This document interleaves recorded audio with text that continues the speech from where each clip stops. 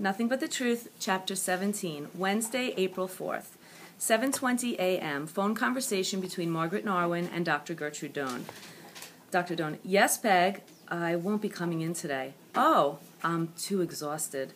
I think that's wise. I need time to think. You do that. No problem here. We'll get a substitute. 7:30 a.m., conversation between Philip Malloy and his parents at breakfast. Philip, no way I'm going to school. Mr. Malloy, why? Philip, I just won't. Mrs. Malloy, Philip, you must tell us. Has that teacher done something else? Philip, I'm not in her classes anymore. Mr. Malloy, but look at all these telegrams. Everybody says you did the right thing. Philip, I'm not going. Philip, you must go. I'll go to another school. You said there was a private school. But, Mr. Malloy, oh, sure, go to private school. The only money we've got is the money we've been putting aside for your college. Philip, I could go up to Aunt Becky's. We could move. Mr. Malloy, that's ridiculous. Look, it's clear something has happened. If we don't know, how can we help you? Philip, the kids hate me. Mr. Malloy, why? I'm not going. Philip, you will go. 7:40 a.m., conversation between Philip Malloy and Ken Barchette on the way to the school bus. Philip, what's happening? Ken, nothing. What's with you? I thought maybe you weren't going to school. Philip, my folks. Ken, did you hear what Allison and Todd were planning to do? Philip, no, what? Ken, they want to get a petition going to get you to say you were wrong. Philip, no way. Ken, they want to, Ken, and you know what gave them the idea? Philip, no. Ken, Coach Jameson. Are you kidding? That's what Brian told me. Want me to start another petition to get Narwin to apologize? Or maybe we could get you to sing together. Be boss. Philip, would you stop bugging me? Hey, man, can't you take a joke? Philip, forget it. Ken, hey, come on, Phil, where are you going? I was just kidding. 8:55 a.m., phone conversation between Philip Malloy and his mother. Philip, just want you to know I'm home. Mrs. Malloy, home? Why?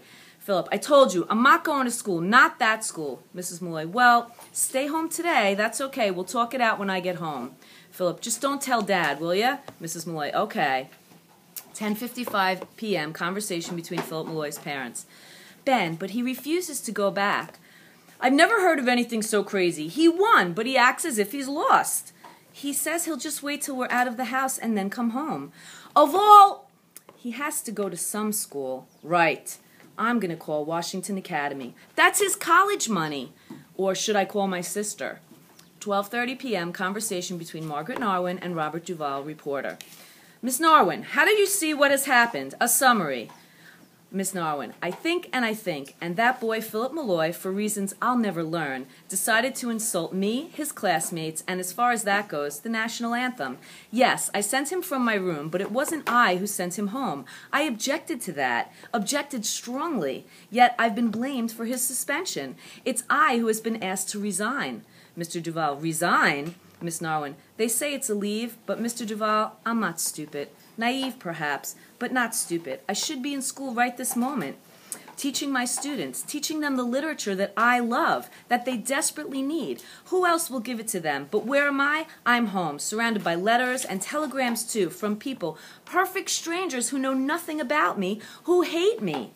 The post office brought a sack of letters this morning. That's why I'm talking to you. I'm trying to defend myself.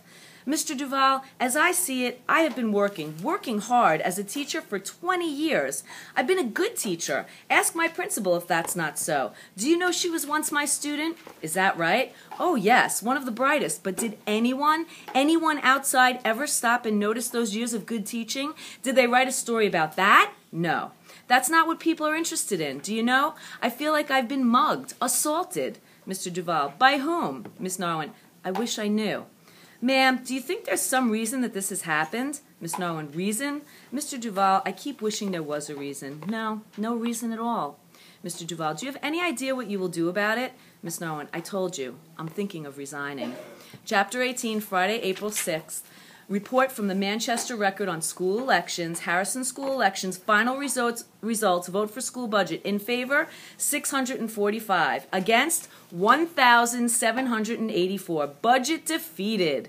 The following were elected to the Harrison School Board for 3-year terms. Susan Eagleton, Ted Griffin, Gloria Haviland, Ernest Johnson, and Crawford Wright. Percentage of eligible voters casting ballots, that's the percentage of people out of 100 in the community that came to vote, 22% voted. 10:05 a.m., conversation between Margaret Narwin and Robert Duvall, reporter.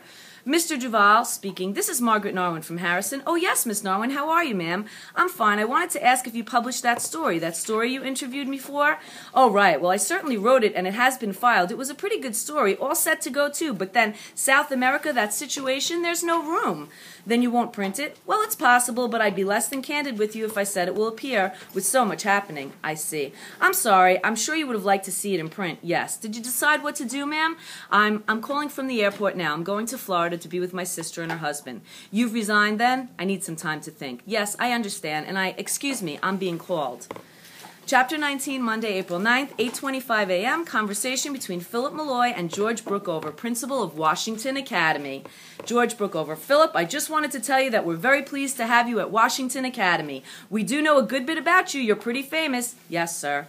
We like what we hear. Anyway, we're all pretty much a family here at Washington. I'm sure you'll make new friends. Yes, sir. You'll be in Miss Rooney's class. You'll find her a good teacher. I'm sure you'll do just fine. Have you any interest in sports? Track. Well, we don't have a track team here at Washington. There's never been enough interest. But now that you're here, maybe there can be. Your dad says you're a crackerjack runner. We do have soccer. You could do a lot of running there. Think that might interest you? I don't know. Okay, let me take you on down to class now. Should be just getting underway.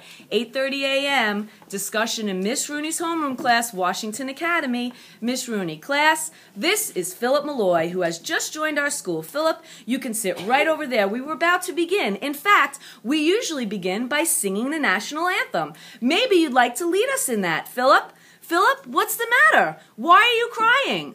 Philip Malloy, I don't know the words.